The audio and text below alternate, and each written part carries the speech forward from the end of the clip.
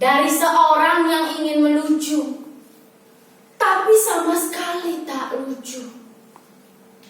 Jangankan membuat orang tertawa, saya sendiri tak tertawa oleh lelucon saya.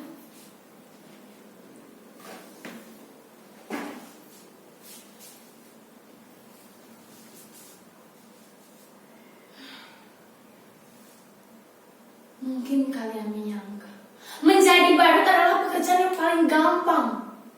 Tinggal bertingkah kocak dan orang lain akan tertawa. Bila kalian menjadi saya, kalian akan mengerti. Tak gampang membuat orang tertawa, apalagi kalian sedang tidak ingin tertawa. Lagi pula, di zaman ketika orang-orang gampang tersinggung dan marah, membuat lelucon tidaklah semudah yang kalian bayangkan. Bisa-bisa karena lelucon kalian dipidanakan, dianggap menghina dan mencemarkan nama baik. Kawan baik saya seorang pelawak dipenjara hanya karena membawakan lelucon yang dianggap menghina. Dia bercerita tentang seseorang yang memanjat pohon kelapa pada jam 10 pagi. Dan dari atas pohon kelapa, orang itu memandangkan azan subuh. Tentu saja itu menggempar seluruh kampung. Orang-orang berbondong-bondong mendatanginya, memarahinya, menghujatnya, bahkan ingin membunuhnya. Dasar kafir, turun kamu! Begitu orang-orang memarahinya. Berani-beraninya kamu melakukan penghinaan. Azan subuh jam 10 pagi. Dasar orang aneh, kafir. Dengan tenang orang itu menjawab, siapa yang aneh? Siapa yang kafir? Coba kalian pikir. Saya azan subuh jam 4 pagi di masjid, tapi tak ada satupun di antara kalian yang ke masjid.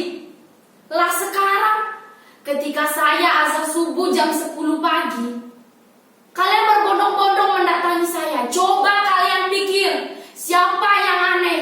Siapa yang gak taat? Siapa yang kafir?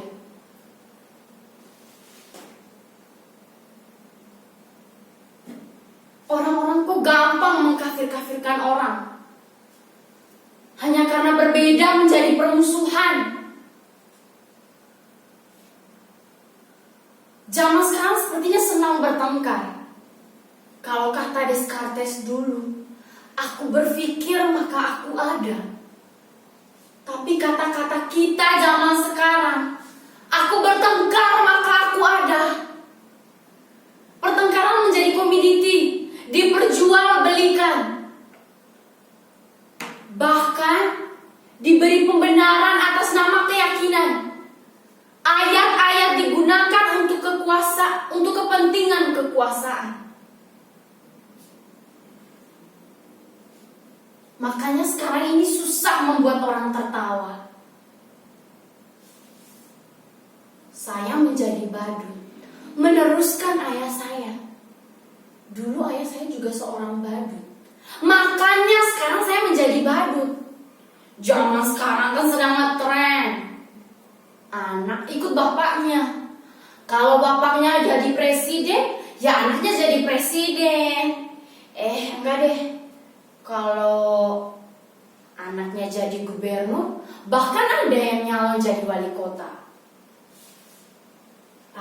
Udah, jangan ngomong ngelantur, nanti saya malah ditangkap. Dulu kata bapak saya, jadi badut itu lumayan enak, penghasilannya lumayan. Bapak saya sering diundang, karena orang-orang butuh hiburan. Dulu, badut dan pelawak masih dianggap lucu. Lah kalau sekarang, badut dan pelawak masih kalah lucu kok sama politikus.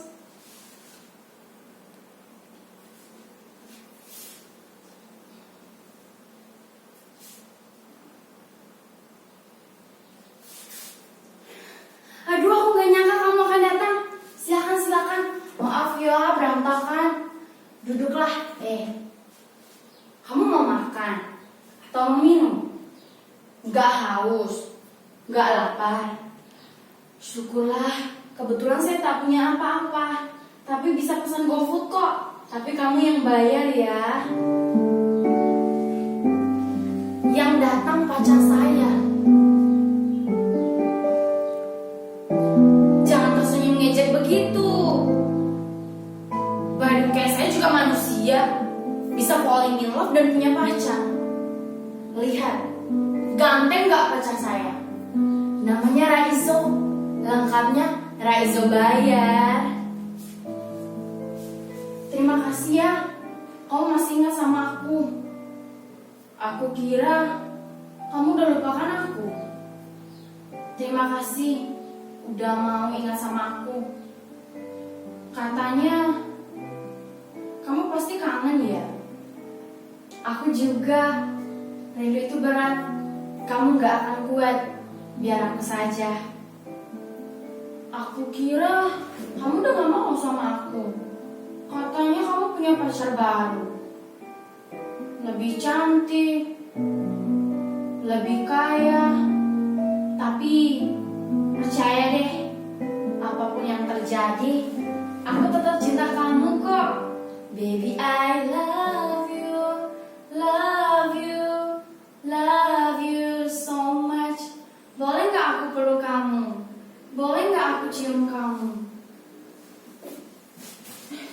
Raizo! Raizo! Raizo!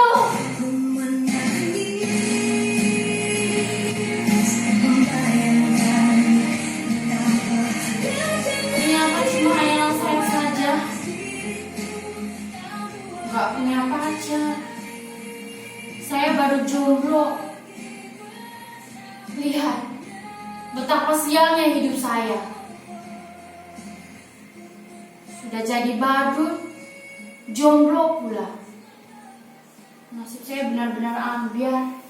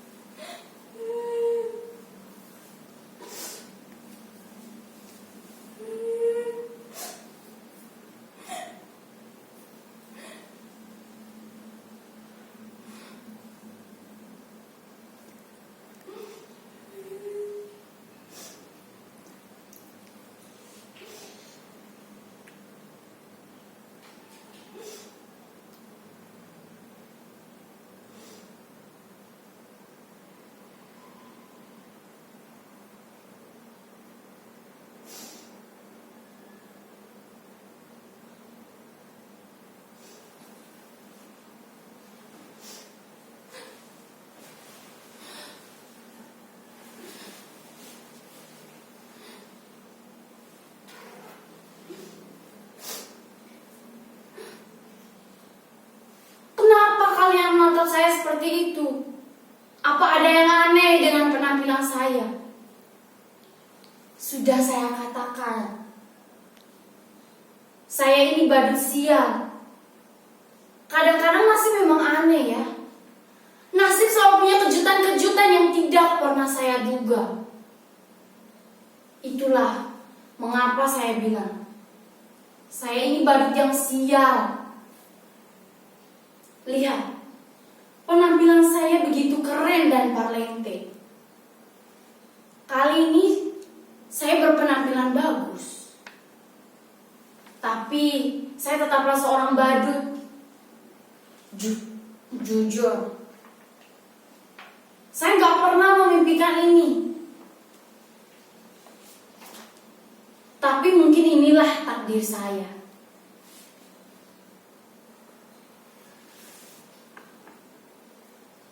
Suatu hari,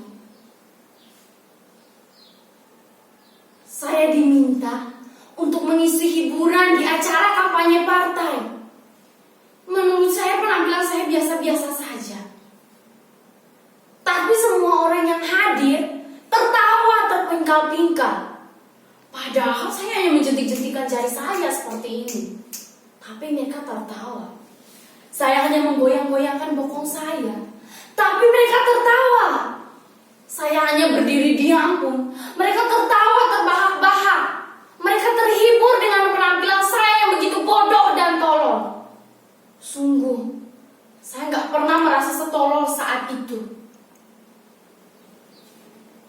Saya kemudian mereka dandani menjadi neci seperti ini. Didaftarkan ikut pilkada. Padahal saya gak tahu apa itu pilkada.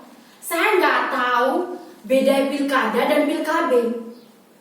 Kata orang sih, kalau pilkabe itu gak boleh coba-coba buat anak. Kalau pilkada boleh coba-coba buat anak. Makanya banyak anak pejabat dan anak pemimpin yang coba-coba ikut pilkada.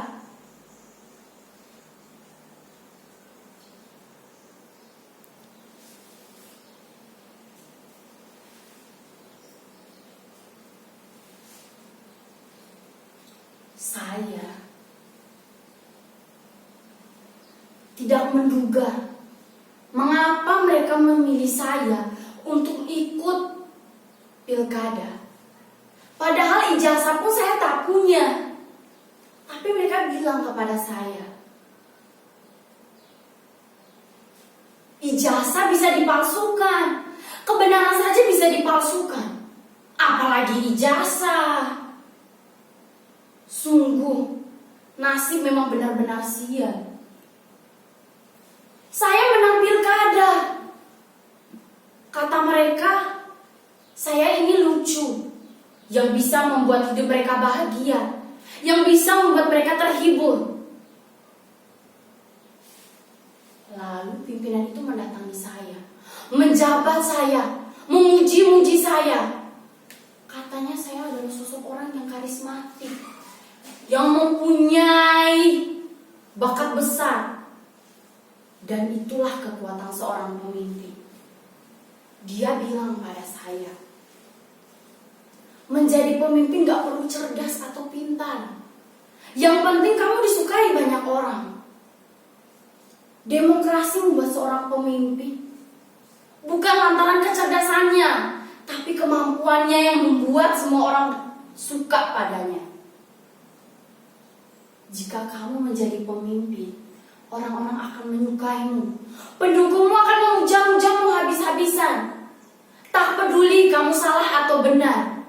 Yang penting kamu tetap disukai banyak orang. Kamu boleh bohong atau ngibul sesukamu deh. Yang penting orang tetap percaya kamu dan menyukai kamu. Kamu punya bakat besar seperti itu. Orang menertawaimu, sebenarnya mereka menyukaimu. Mereka terhibur karena kamu.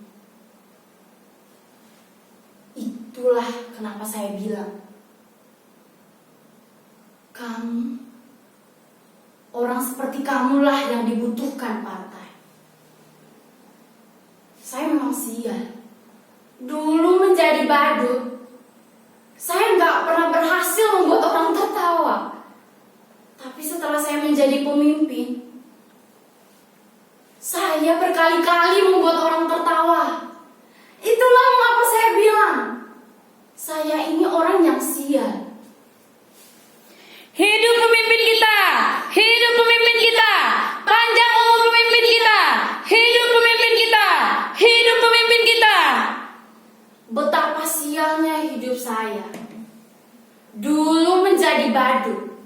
Sekarang menjadi pemimpin pun tetap jadi badut. Badut yang bisa mereka atur. Badut yang bisa membuat hidup mereka bahagia dan terhibur. Sungguh, saya memang badut yang sial.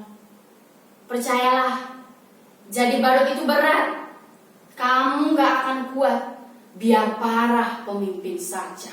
Hidup pemimpin kita!